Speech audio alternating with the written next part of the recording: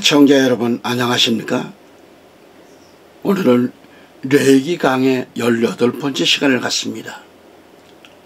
오늘의 말씀의 제목은 주의 거룩한 성물, 범법 제물의 규례에 대해서 말씀을 전합니다. 레위기 5장 14절 19절 말씀을 제가 봉독해 드립니다. 그리고 여호와께서 모세에게 이같이 일러 말씀하셨느니라. 만일 어떤 혼이 범법을 저지르고 무지함으로 주의 거룩한 것들에 대하여 죄를 짓는다면 그때 그는 자신의 범법으로 인하여 양떼들 중에서 흠없는 순양 한 마리를 범법 제물로 하나님께 가져올지니 성소의 세겔에 따라 은세겔로 너의 감정액과 함께 가져올지니라. 그리고 나서 그는 자신이 그 거룩한 것에 끼친 피해에 대한 변제들을 이행할지니 거기에 5분의 1을 더하여 그것을 제사장에게 줄지니라. 그런 다음에 제사장은 그 범법 제물의 속량으로 그를 위한 속죄를 이행할지니라. 그리하면 그것이 그에게서 용서되리라. 다음으로 만일 어떤 혼이 죄를 지으면 곧 주의 명령들에 의하여 이행되는 것이 금지된 이런 것들 중 어떤 것이라도 범한다면 비록 그가 그것을 알아차리지 못하였다 하여도 여전히 그는 유죄니 자기 죄악을 담당할지니라. 그런즉 그는 양떼에서 흠없는 순양 한 마리를 범법 제물로 너의 감정액과 함께 제사장에게 가져올지니라. 그런 다음에 제사장은 그가 잘못하고도 그것을 알아차리지를 못한 그의 무지함에 관하여 그를 위한 속죄를 이행할지니라. 그리하면 그것이 그에게서 용서되리라. 그것은 범법 제물이라. 그는 틀림없이 그리스도를 대적하여 범법하였는지라. 아멘.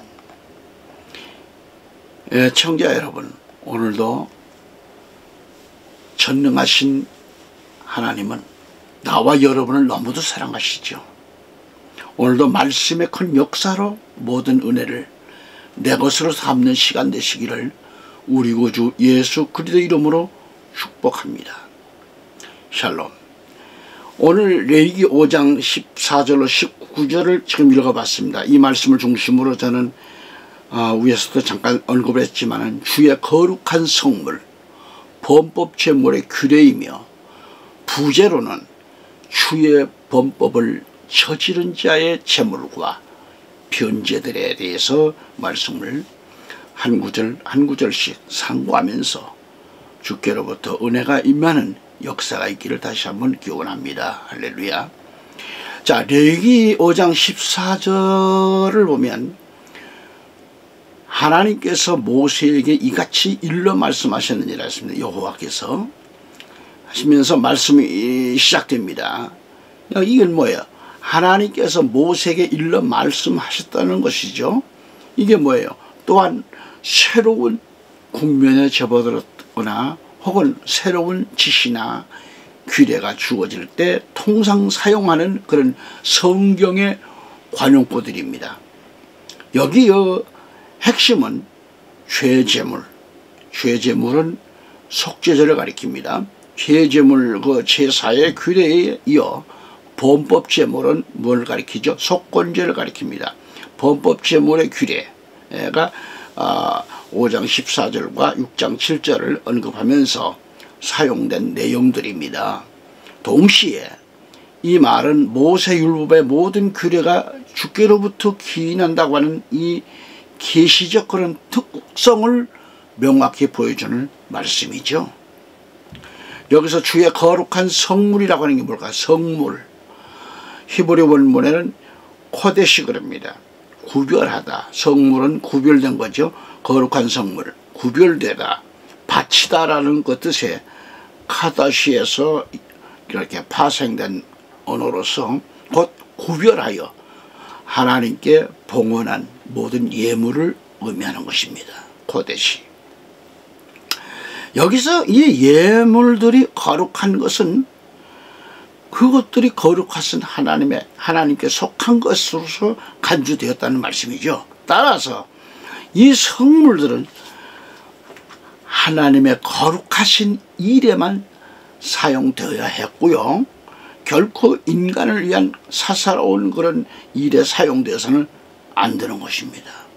만일 여기서 무지해서 또는 실수로 인해서 그러한 잘못을 범법했을 경우에는 하나님의 소유를 침범한 죄가 되기 때문에 반드시 범법죄, 이 속죄제를 드림으로 죄사함 받아야 한다는 말씀이죠.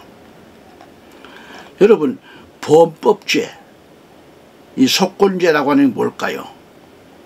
히브리 원문의 아샴인데 이것은 위반했다는 말이죠. 죄를 말합니다. 침해했다, 유죄, 배상, 범법, 죄 등 그런 뜻을 갖고 있습니다. 아샴인 말이죠. 이런 범법죄에 대해서 구체적으로 살펴보면 범법죄에 해당하는 것은 히브리어 아샴은 과오를 저지른다, 침해하다라는 것에서 파생된 말로 곧 범과 죄과라고 하는 의미죠. 이게 뭐예요?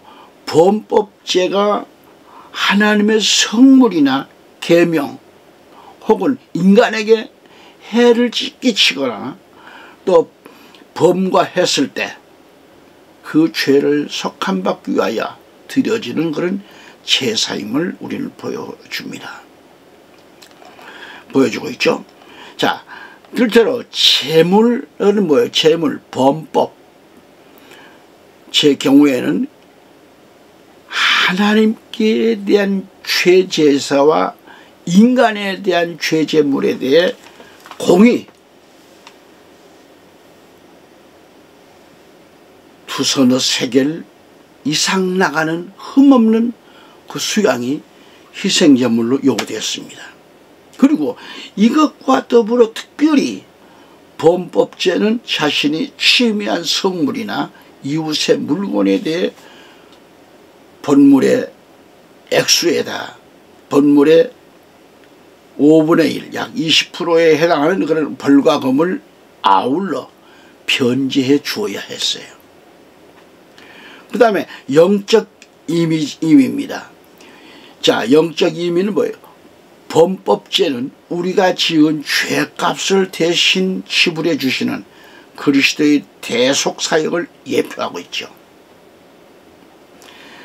사도 바울은 골로새서 2장 13, 14절에서 너희 죄들과 너희 육신의 무할례 가운데서 죽어있던 너희를 그분께서 그분과 함께 되살아나게 하시어 모든 범법들에서 너희를 용서하셨느니라. 우리를 대적하였고 우리를 반대하였던 손으로 쓴 법령들을 지워 없애셨으니 거기에서 그것을 제거하시어 십자가에 그것을 못 박으셨느니라 라고 했습니다. 자, 다음으로 범법죄에 나타난 변제해야 할 성격이 강한 제사입니다. 또 죄 용서의 원리를 집중하고 있습니다. 구약의 5대 제사 중 범법죄, 이 속건죄를 말하죠. 범법죄만의 그런 독특한 특징은 희생제물 외에 일정에게 손해배상을 지불하지 않으면 안 된다는 말이죠. 이것은 다른 제사와는 달리 범법죄는 배상의 성격을 강하게 피력하고 있는 그런 제사인데 이것은 죄 용서의 원리와 일맥상통하고 있습니다. 그 이유는 배상이 지니는 근본 원리는 화해에 있다는 점이고요. 그래서 참 진실한 화해는 가해자 측의 최대한의 그런 배상 정신과 피해자 측의 최대한의 죄 용서 정신이 상호 부합할 때 이루어질 수 있는 겁니다.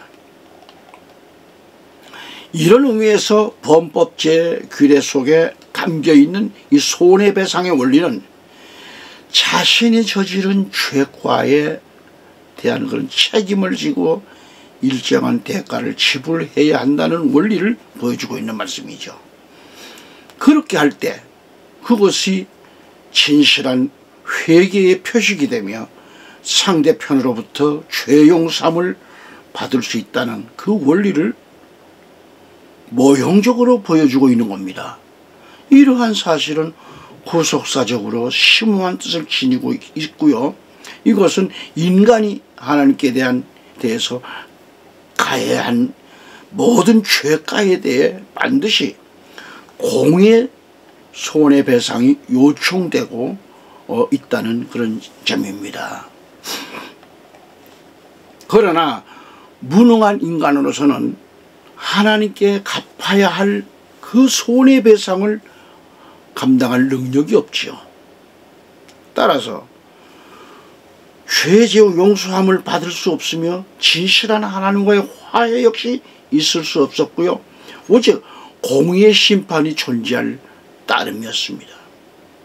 우리 인간을 그토록 사랑하시고 우리의 모든 손해배상을 한 몸에 짊어지시고 십자가 위에서 그 대가를 하나님께 지불하신 분이 계시는데 그분은 바로 예수 그리스도이십니다. 즉 예수 그리스도께서 우리 죄인들의 완전한 범법 제물이 되셨다고 하는 말씀입니다. 아멘. 네, 요 5장 15절 말씀과 넘어가 보면 만일 어떤 혼이 범법을 저지르고 무지함으로 주의 거룩한 것들에 대하여 죄를 짓는다면 그때 그는 자신의 범법으로 인하여 양떼들 중에서 흠없는 순양 한 마리를 범법 제물로 주께 가져올지니 성소의 세켈에 따라 은 세켈들로 너의 감정액과 함께 가져올지니라 라고 했습니다. 여기서 하나님께 바쳐지는 제물을 성물이라고 하는데 성물은 코데시라고 하는데 이것은 구별하다, 바치다, 거룩함 그런 뜻의 카데시에서 파생된 언어로 곧 구별하여 하나님께 봉헌된 모든 예물들을 의미하고 있는 겁니다. 여기서 이 예물들이 거룩한 것은 그것들이 거룩하신 하나님께 속한 것으로 간주되었다고 하는 그런 뜻입니다. 따라서 이 성물들은 주 하나님의 거룩하신 일에만 사용되어야 했고요. 또 결코 인간을 위한 사사로운 그런 일에 사용되어질 수 없었지요. 만일 무지나 실수 등의 이유로 인해서 그러한 그 잘못을 범했을 경우에는 하나님의 소유를 침범한 죄가 되기 때문에 반드시 범법죄를 드려 죄사함 받아야 했습니다. 주의 거룩한 물건들의 죄를 지으면 여기서 거룩한 물건들이란 하나님께 드려질 성물들을 가리키는 겁니다. 거룩한 성물에 죄를 지었다고 하는 것은 실수일지라도 또는 잘못 행하다 범했을지라도 또는 그 죄를 죄로 깨닫지 못하고 지은 죄, 육신의 연약함 때문에 어쩔 수 없이 지은 죄일지라도 이것은 분명코 하나님의 성물이라고 하는데, 그래서 이 성물은 카다시인데 구별하여 하나님께 봉헌된 그런 예물, 모든 예물들을 의미하고 있습니다. 이 범법죄, 이 속건죄라고 하는 게 뭐예요? 본문 5장 15절에 만일 어떤 혼이 그래, 혼이 범법을 저지르고 무지함으로 주의 거룩한 것들에 대하여 죄를 짓는다면 그때 그는 자신의 범법으로 인하여 양떼들 중에서 흠없는 수양, 흠없는 것, 이 순양 한 마리를 범법 제물로 그리스도께 가져올지니 성소의 세켈에 따라 은 세켈들로 너의 감정액과 함께 가져올지니라 그랬죠. 위에서 말씀을 보았듯이 그 죄를 속함받기 위해 드려지는 제사로 성소의 세켈에 따라 상응하는 것으로 드려져야 합니다. 이는 배상의 성격이 짙은 제사입니다. 이를 범법 제사라 그래요. 범법 제사. 여기서 성소의 세켈이라고 하는 게 뭐예요? 세켈은 구약시대의 그 무게로 측량되는 통용 화폐 단위를 가리키는데 보통 1세켈을 약 11.4g이 됩니다. 당시 은 30세켈은 장정 노예 한 사람의 몸값이 되는 거죠. 출애굽기 21장 32절에 나와 있어요. 그런데 이 단위가 시대와 지역에 따라 조금씩 달리 적용되었는데 정확한 기준을 세우기 위해 성소에 보관된 도량형으로 세켈의 무게를 측정한 단위가 바로 성소의 세켈입니다. 그래서 성소의 세켈에 따라 이 말은 모세가 각 예물에 대해 판단하는 가치를 말하는 거죠. 그것은 하나님께서는 모세를 이스라엘 백성 간의 그런 중재자로 인정하시고 또한 권위를 부여해 주셨음을 의미하는 거죠. 후에 이처럼 범법 제물의 값을 정하는 일은 제사장들에게 위임되었습니다. 레위기 27장 12절과 14절 가서 보면은 오늘 본문의 15절을 다시 보면은 성소의 세켈에 따라 은 세켈들로 너의 감정액과 함께 가져올지니라고 했죠. 이것은 최소한 2서너 세켈 이상의 값어치가 상응하는 순양 중에서 흠 없는 순양 한 마리를 가져오라는 의미입니다. 이처럼 범법제가 일반 제사와는 달리 제물의 액수에 상당한 비중을 두는 그런 이유는 범법제가 배상의 성격이 강한 제사라는 점입니다. 이처럼 범법제가 일반 제사와는 달리 제물의 액수에 상당한 비중을 두는 이유는 범법제가 배상의 성격을 강하게 된 제사이기 때문이라는 점입니다. 다시 이제 레위기 5장 16절로 넘어가 보면 그러고 나서 그는 자신이 그 거룩한 것에 끼친 피해에 대한 번제들을 이행할지니 거기에 5분의 1을 더하여 그것을 제사장에게 줄지니라. 그런 다음에 제사장은 그 범법 제물의 순양으로 그를 위한 속죄를 이행할지니라. 그리하면 그것이 그에게서 용서되리라 하셨는데 자신의 저지른 죄로 인한 그 성물의 값어치에다가 또한 그 값어치의 5분의 1을 그 변제, 이 변제들을 덧붙여 가지고 배상해야 한다라는 그런 규정이죠. 따라서 이 성물의 범법자는 범법 제물로 2세켈 이상의 값어치가 나가는 흠 없는 수양과 더불어 자신이 범법한 그런 성물 액수의 5분의 1에 해당되는 그런 벌과금을 반드시 가산해서 제사장에게 가져와야 돼요.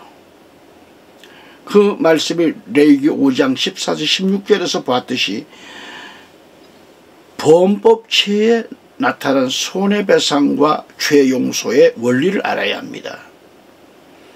레위기 5장 17절 가서 봤을 때에 다음으로 만일 어떤 혼이 죄를 지으면 그 주의 명령들에 의하여 이행되는 것이 금지된 이런 것들 중 어떤 것이라도 범한다면 비록 그가 그것을 알아차리지 못하였다 해도 여전히 그는 유전히 자기 죄악을 담당할지니라고 했습니다.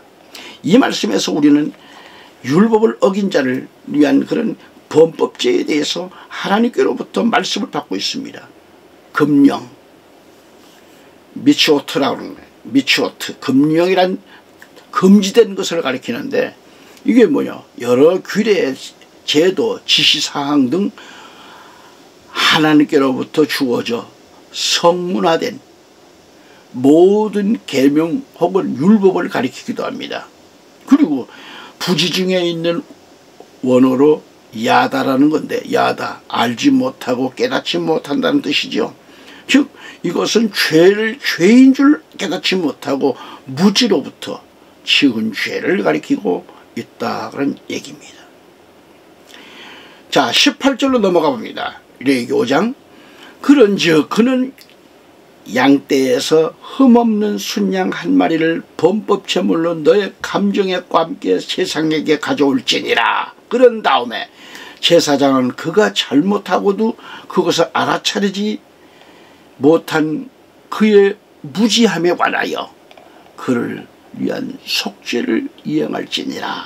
그리하면 그것이 그에게서 용서되리라 라고 하셨습니다. 여기서 너의 감정액으로 이는 지정한 가치대로, 그런 말인데, 하나님께서 내리신 금령이란 것이 계명을 범하는 행위는 결과적으로 하나님의 주권 및 권리를 침해한 사실로 간주되어 여호와께 범법제물을 바쳐야 한다는 이것이죠. 이때 바쳐지는 그런 범법제물은 배상의 성격을 띈 것인데, 죄를 범한 자는 최소한 제사장의 판단 여하에 따라 적어도 2서너 세켈 이상의 가치가 나가는 그런 흠없는 수양으로 드려야 할 것을 가리키는 겁니다. 한편 범법죄의 경우 반드시 드려야만 하는 흠없는 수양 외에 5분의 1의 벌과 금이 가산되어졌는데, 하나님의 계명을 범한 경우에는 그에 대한 언급이 없습니다. 아마 이 경우에는 범법자가 부지 중 범한 그런 계명의 비중에 따라 제사장이 그 가치를 상징적으로 시정했거나 혹은 양심이 정한 바에 따라 5분의 1의 벌과 금을 바쳤을 것으로 추정할 수 있다는 말이죠. 또한 본문의 18절에 이하에 보면은 그를 위한 속죄를 이행할지니라 그랬는데, 그리하면 그것이 그에게서 용서되리라 그랬어요. 이게 뭐냐, 이것은 카파르라고 그래요.